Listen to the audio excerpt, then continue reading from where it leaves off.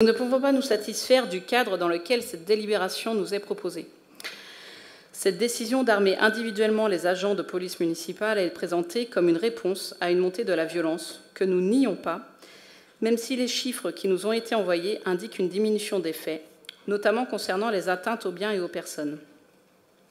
Mais elle constitue en réalité une mesure symbolique, précipitée dans son calendrier et à forte portée électoraliste. Rappelons les faits. Un syndicat professionnel a formulé une demande d'armement en août 2024 à la suite d'un événement survenu durant l'été. Depuis, aucune discussion approfondie n'a eu lieu, ni avec les agents municipaux dans leur pluralité, ni avec les habitants, ni avec les associations de terrain. Presque 9 mois plus tard, vous nous soumettez aujourd'hui une décision engageante à quelques mois d'une échéance municipale majeure. Ce n'est pas une politique de sécurité, c'est une stratégie de communication. Des acteurs associatifs comme ATT Quart-Monde ont souligné que certaines mesures, même si elles partent d'une volonté de protection, peuvent être perçues comme anxiogènes par des publics particulièrement vulnérables et éloignés des institutions. La police municipale est souvent perçue non seulement comme un acteur de sécurité, mais aussi comme un relais de lien social. Dans ce contexte, l'évolution de ses missions et de ses moyens, notamment en matière d'armement, peut, à tort ou à raison, modifier cette perception. De même, des institutions, comme la Défenseuse des droits, ont encouragé les collectivités à adopter une approche encadrée, transparente, fondée sur le dialogue, en particulier lorsqu'il est question d'armement des agents municipaux. Où est le dialogue avec ces structures, les associations de quartier, qui connaissent la réalité sociale mieux que nous autour de cette table? Nous observons un glissement progressif des missions municipales, d'une police de proximité vers une force d'intervention, d'une logique de régulation et de lien social vers une posture de dissuasion et d'affrontement. Après le taser, le LBD, les caméras piétons, voici l'arme de poing, sans que jamais les élus ni les citoyens n'aient appelé à trancher ces inflexions lourdes de sens. Ce glissement modifie la nature même du lien entre la police municipale et la population. Il nous semble important de préserver et même de renforcer le lien de confiance entre la police municipale et les Angevines et les Angevins. Cela suppose, au-delà des équipements, un travail constant de dialogue, de présence bienveillante sur le terrain, de clarté sur les missions assignées aux agents. Nous ne remettons pas en cause ici les choix faits, mais nous souhaitons simplement inviter à une vigilance partagée sur les effets de ces évolutions peuvent avoir sur le vécu et le ressenti des habitants, en particulier les plus fragilisés. Les chiffres de l'insécurité, y compris ceux de l'Observatoire national de la délinquance et des réponses pénales et du ministère de l'Intérieur, sont clairs. Les violences les plus graves subies par les Français relèvent massivement de la sphère privée. Violences intrafamiliales, violences sexuelles, conflits de voisinage.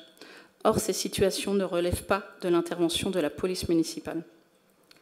La grande majorité des interventions de la police municipale à Angers, vous le savez, se déroulent dans le calme, sans mise en danger, et concernent la tranquillité publique, le stationnement, les nuisances mineures.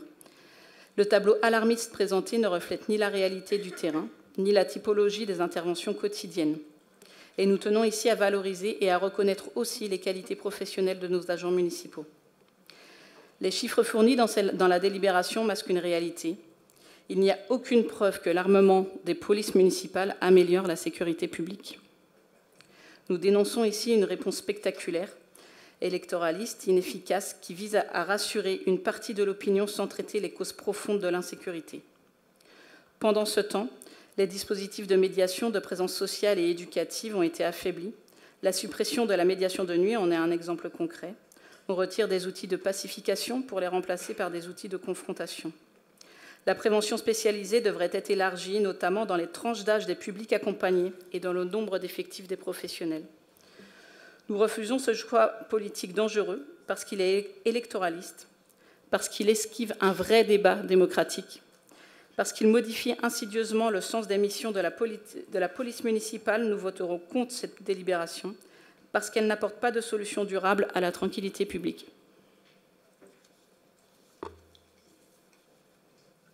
Y a-t-il d'autres demandes d'intervention? Madame Capron. Merci, Monsieur le maire. depuis les années 1980, les effectifs de la police municipale ont été multipliés par 5 sur le territoire français. Sur fond de désengagement de l'État, les missions de ces agents ont fortement évolué. Vous le rappeliez, Madame Baer-Robinson, les agents de police municipale, c'est le Code de la sécurité intérieure, exécutent des tâches de prévention et de surveillance du bon ordre, de la tranquillité, de la sécurité et de la salubrité publique. Ce sont leurs missions, mais de plus en plus souvent, on constate, les policiers municipaux ont à affronter, c'est une réalité, des situations qui débordent de ce cadre et qui les mettent directement en danger. Par ailleurs, la montée en complexité et en intensité des phénomènes de délinquance et de criminalité, à Angers comme partout en France, est incontestable. Et c'est vrai que cette situation a entraîné la demande de la part d'agents de notre police municipale du port d'une arme létale comme réponse au sentiment de danger qu'ils ressentent sur le terrain. Mais le problème vient bien du fait que nos agents se voient confier de nouvelles missions qui les conduisent à affronter des situations dangereuses. C'est pourquoi nous demandons une réflexion plus large sur l'organisation des forces de sécurité publique qui prennent en compte aussi le débat que le gouvernement propose, puisque, on le sait, un projet de loi sur la police municipale va être débattu à partir de septembre 2025. L'un des axes de ce projet de loi porte sur le fait de renforcer, je cite le ministre François-Noël Buffet, la coordination entre les forces de sécurité intérieure et les communes, afin que chacun soit bien déterminé dans le rôle qu'il doit avoir, dans les missions qu'il doit mener, dans les actions qu'il doit engager. Et le ministre l'a assuré quand il a présenté ce projet au Sénat, le gouvernement n'entend pas que les polices municipales se substituent aux forces de l'ordre et ne viennent remplacer la police nationale, je cite encore. Il est ainsi proposé de recentrer la police nationale sur ses missions régaliennes, tout en confiant à la police municipale une gestion de proximité plus structurée. Donc, voter cette délibération aujourd'hui, n'est-ce pas un peu prématuré dans la mesure où notre pays entier va se pencher sur cette question et poser le débat de manière plus large? Par ailleurs, Monsieur le maire, lors de vos vœux en janvier dernier, vous aviez annoncé, vous aussi, un débat, on l'a tous entendu, un débat sur la question de l'armement létal de la police municipale. Alors le débat n'a pas véritablement eu lieu, même pas ce soir, je dirais, puisqu'en fait, on a lu dans la presse que c'était comme si c'était voté. D'ailleurs, on s'est un petit peu demandé si le débat de ce soir avait du sens, puisque c'est déjà publié partout. Le vote semble plié. Oui, c'est vrai, vous avez la majorité, mais c'est vrai que le débat manque. Vous avez consulté les agents de police municipaux sur ce sujet, et d'après ce que vous nous avez présenté seulement sur ce sujet, vous nous avez reçu une petite heure pour évoquer la question, mais on ne peut pas vraiment parler de débat, encore une fois. Et quand je dis que le débat devrait être plus large, on peut se poser des questions. Par exemple, les habitants des quartiers où les faits de délinquance sont les plus fréquents ont-ils été consultés? Les agents des autres services municipaux qui se sentent parfois menacés physiquement, vont-ils devoir, eux aussi, être armés? Alors, je ne parle pas d'armement létal, mais quoi qu'il en soit, la question se pose. Les éducateurs, les animateurs, les maisons de quartier, les structures culturelles et sportives, les associations d'éducation populaire dont parlait ma collègue Marielle Amar, en un mot, toutes celles et tous ceux qui œuvrent d'une manière ou d'une autre à la prévention, ont-ils été invités à la réflexion? Pour l'instant que l'on sache, la réponse est non.